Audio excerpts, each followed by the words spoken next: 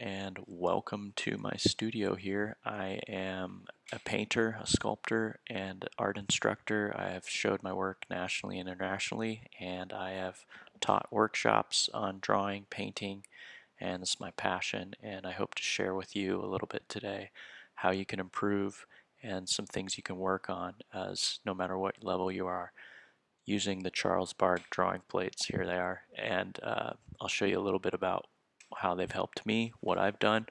I've copied them at a lot of different sizes. These are small 4x6 inch scale. I've done some heads, quick heads in pencil. I've also used Conte Crayon, Vine Charcoal. Here's another pencil, a small one I've done. I've done them full scale. This is a 18 by 24 inch printout that's a replica of the original size of the Charles Bargue drawing plates, which I think is good to copy them big instead of small. However, it's interesting to work on both scales to learn control with the pencil and not spend years scrubbing in the values. There's also these block-ins. This is just printed out at Staples. You can copy these in pencil on a small scale. You can print them full size, 18 by 24 inch, copy them that way. However, I want to note that when you do copy these, you need to become proficient enough at the end of your copy where you don't just do one replica. I made that mistake. You want to be able to draw this from memory after you do the copy. That's the old master technique, method, system, whatever you want to call it. They did not call a study done until it was in their memory. So bear that in mind, that that's the goal. Drawing from observation perfectly is step one. Step two would be drawing perfectly from memory, visual memory with no reference. Let's move on out of this screen and I'll show you, this is my website. Here I've got a Bargue plate that I copied in Conte Crayon. That was a larger one, about life size, 16 by 24 inches, full value range, studying all the nuances of edge quality, detail, and value hierarchy. This is some of my contemporary work, and this is an academic figure study I've done. It's about it's 18 inches. Here is my Instagram if you want to follow me there. That's another Bargue study I've done. That's my son who's 4 now. I will X out of this. This is the book that we're talking about, the Charles Bargue drawing course. It's $200 hardcover, 138 paperback. That's a little expensive for me. I prefer to go to ingatong.com. He has on his website every single Bargue plate and all the entire book downloaded, as well as Loomis, Bridgman, Harold Speed. So go to ingaton.com, check out his summary. He also adds his own little commentary here and there, but overall it's mostly just the book. These are some of the drawing plates. The whole book is uploaded. The students would start drawing eyes in line only, just looking for significant angle breaks, contour, and studying proportion, studying these sight size. This is all for the purpose of an academic student in the 19th century to be able to draw the human figure with clarity, force, grace, accuracy, and ultimately be able to aid their paintings, really, or sculptures. So that's ingaton.com, and then there is also, did I X out of it? There is a Charles Bargue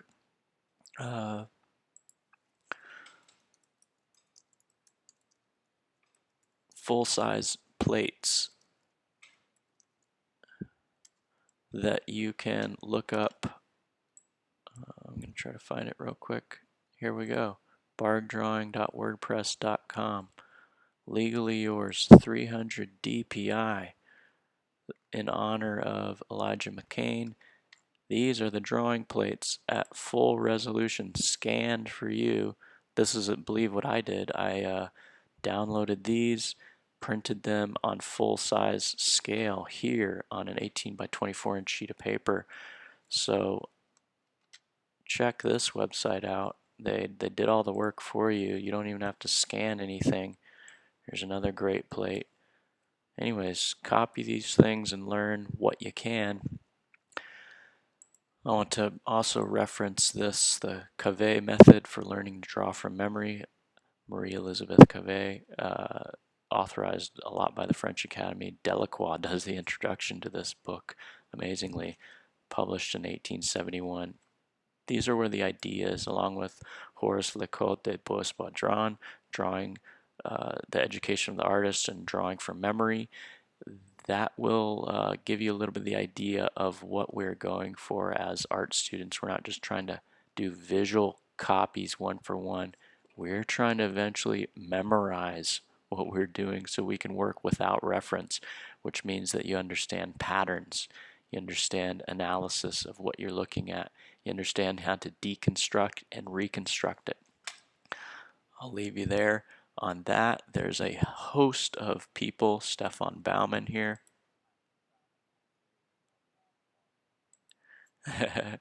And there's Mandy Thies has a whole course. Uh,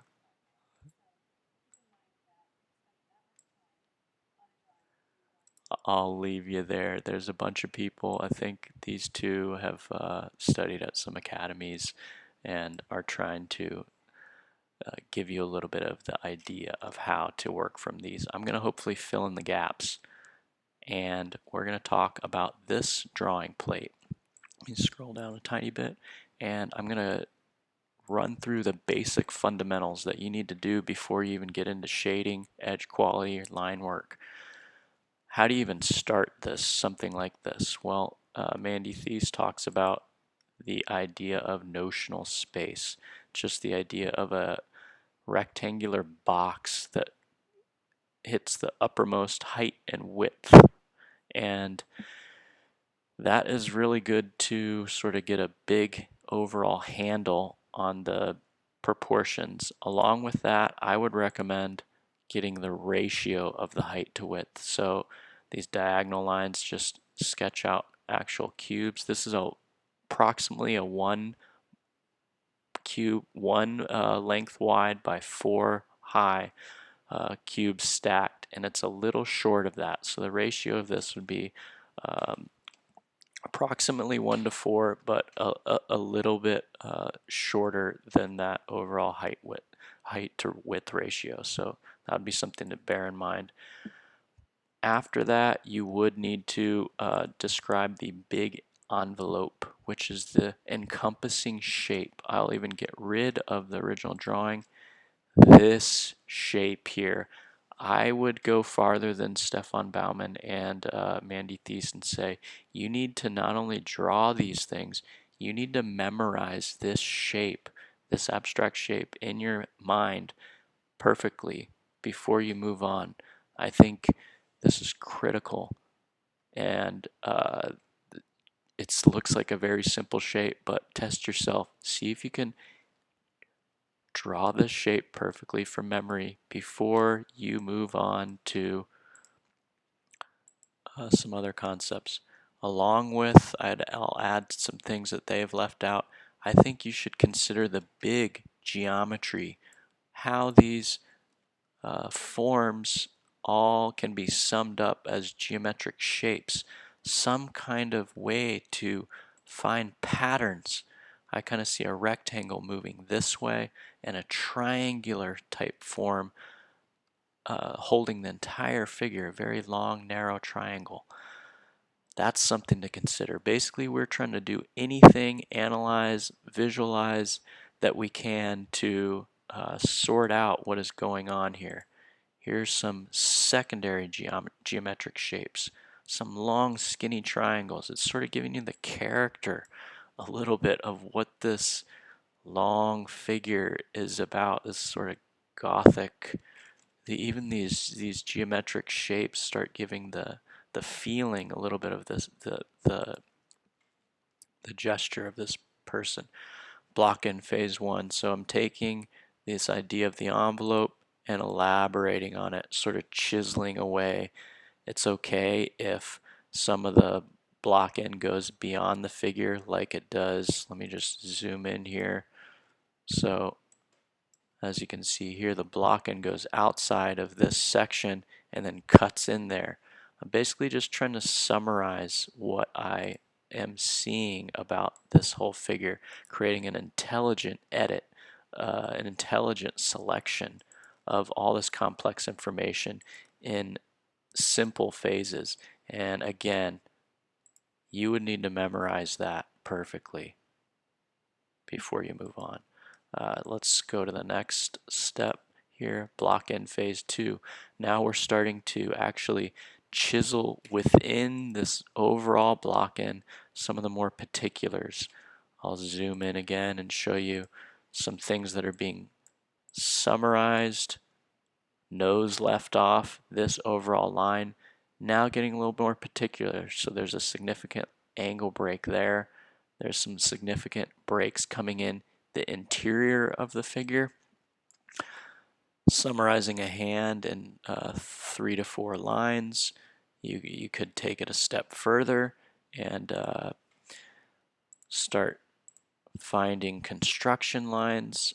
You get the idea. You can get a little more specific, but the main idea is we're working from general to specific, big to small, and using intelligent edits and selections as we go along to sort out what is actually going on with this complex information. So I think you would need to memorize the block end phase here. Be able to draw that without a reference. No line, no edge, no line quality, no edge quality, no tone, just a straight up visual map. How would you even do that? Well, you have to start recognizing patterns. What are things like follow-through lines? Lines that connect large areas of the drawing from foot to head. You would also need to find repetition, lines which repeat. I'll even go back to the original. Get rid of the block end. I'm just trying to find a way to get a handle on what is going on. How can you memorize similarities and contrasts? These are just principles of design that you're going to use when you're drawing to try to figure out ultimately how to memorize it in the back of your mind. I will leave you there. Hopefully this video helps you, and take care, and I hope you have a great day.